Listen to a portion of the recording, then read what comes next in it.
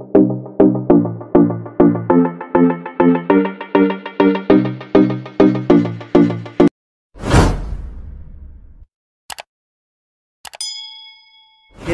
Welcome to my channel. Huwag kalilimutan mag-subscribe, mag-likes at mag-share sa aking mga videos.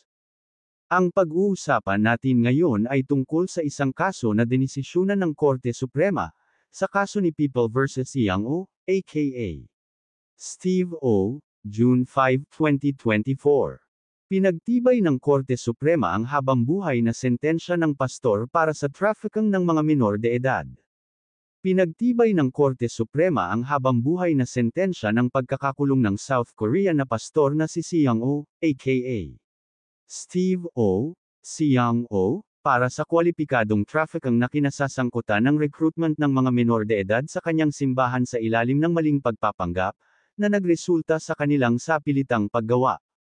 Sa desisyon na isinulat ni Associate Justice Samuel Garland, hinatulang guilty ng 3rd Division ng Supreme Court si Yang O sa qualified trafficking in person sa ilalim ng Republic Act No. 9208 o ang Anti-Trafficking in Persons Act of 2003. Si Yang O, isang pastor na kaanib ng Korean Christian Presbyterian General Assembly na nakabase sa Seoul, South Korea, ay lumipat sa Pilipinas noong 2008.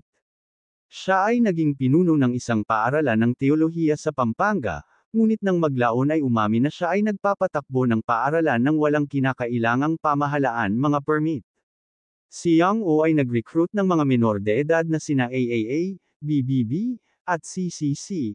Lahat ay 17 taong gulang, upang mag-aral ng teolohiya at maging mga pastor o misyonero, nang walang bayad. Gayunpaman, sinamantala niya ang mga ito sa pamamagitan ng pagpilit sa kanila na magsagawa ng mahirap na trabaho sa mga proyekto ng pagtatayo ng simbahan para sa maliit o walang bayad. Noong ika-15 ng Abril taong 2013, ang pinagsamang operasyon ng Department of Social Welfare and Development at ng National Bureau of Investigation ay humantong sa pagsagip sa mga minor de edad at pag-aresto kay Yang O. Sa kanyang depensa, ikinatuwiran ng pastor na kusang loob na ginawa ng mga minor de edad ang gawaing pagtatayo bilang bahagi ng kanilang pagsasanay sa relihiyon. Hinatulan ng Regional Trial Court ng Angeles City, Pampanga si Yang O ng qualified trafficking noong 2017, isang desisyon na pinagtibay ng Court of Appeals noong 2021.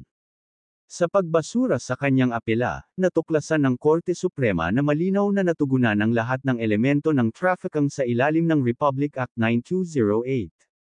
Binigyang diin ng Korte na ang trafficking ay nangyayari kapag ang mga individual ay na-recruit, dinala, o inilipat anuman ang pahintulot o kaalaman sa ilalim ng mga pagbabanta, pamimilit, panlilinlang, o pag-abuso sa kapangyarihan, para sa mapagsamantalang layunin tulad ng prostitution, sapilitang paggawa, pang-aalipan, o pagtanggal, o pagbebenta ng mga organo. Ang krimen ay inuri bilang qualified trafficking, na nagdadala ng habambuhay na sentensya, kapag kinasasangkutan ng mga minor de edad o 3 o higit pang biktima. Napag-alaman ng korte na pinatunayan ng prosekusyon na si Yang O, personal o sa pamamagitan ng isang assistant, ay nag-recruit at naghatid kina AAA, BBB, at CCC para maging mga estudyante sa kanyang simbahan sa Pampanga. Ginawa niya ito ng may pandaraya at panlilinlang, sinasamantala ang kahinaan ng mga menor de edad at sinasamantala ang kanilang mga paniniwala sa relihiyon.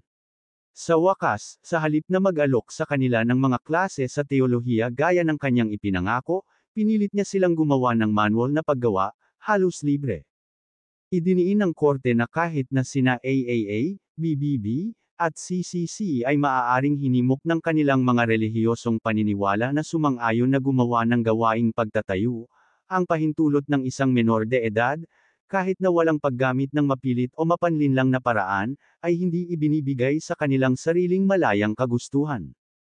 Si Yang O ay pinagmulta rin ng 2 milyon pesos at inutusang bayaran ang mga biktima ng 1.8 na milyong piso bilang danyos.